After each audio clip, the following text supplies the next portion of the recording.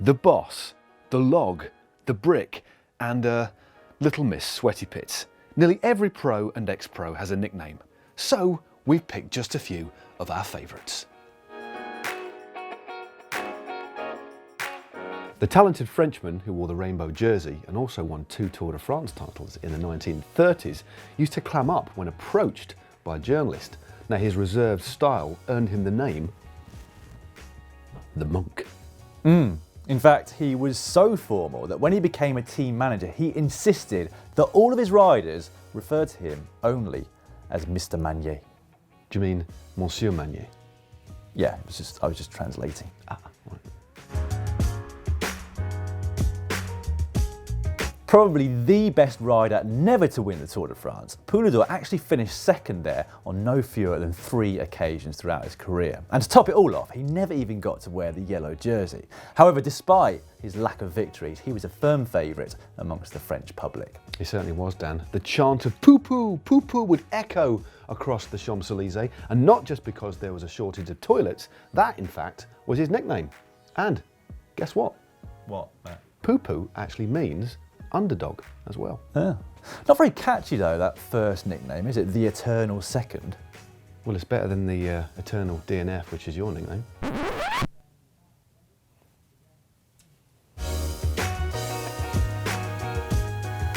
The 5'4" Venezuelan saved up for his first ever push bike by picking coffee beans, earning him this imaginative nickname. Yeah, he excelled in the high mountains, picking up 3 Giro d'Italia stage wins throughout his career and the KOM jersey in that race, probably in part due to the fact that he weighed in at a hefty 48 kilograms.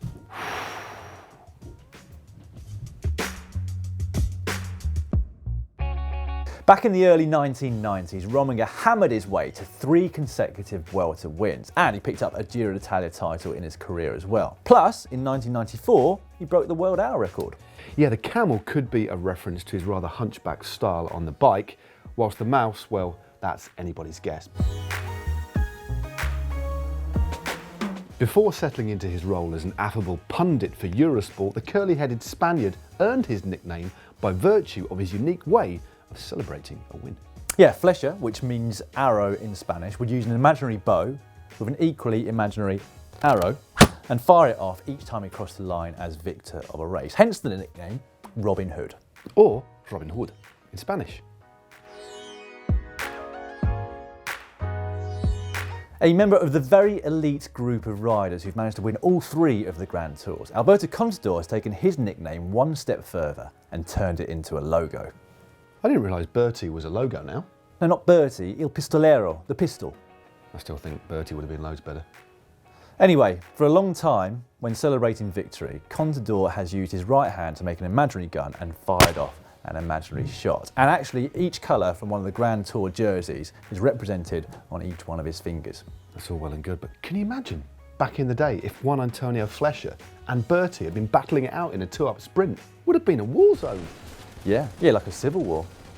I'd go for the one with the gun over the arrow though, I think. Probably, yeah. Well, if you like that one, then you will undoubtedly like this video just up here, which is our top 10 Tour de France facts. And just in case you've missed it, just down there is my interview with Il Pistolero himself, Alberto Contador, out on the bike showing us how he climbs. Nobody's missed, they've all seen it, Matt. Anyway, we will have more content coming for you soon, so if you don't want to miss it, you best subscribe to the channel. It's that little box in the middle.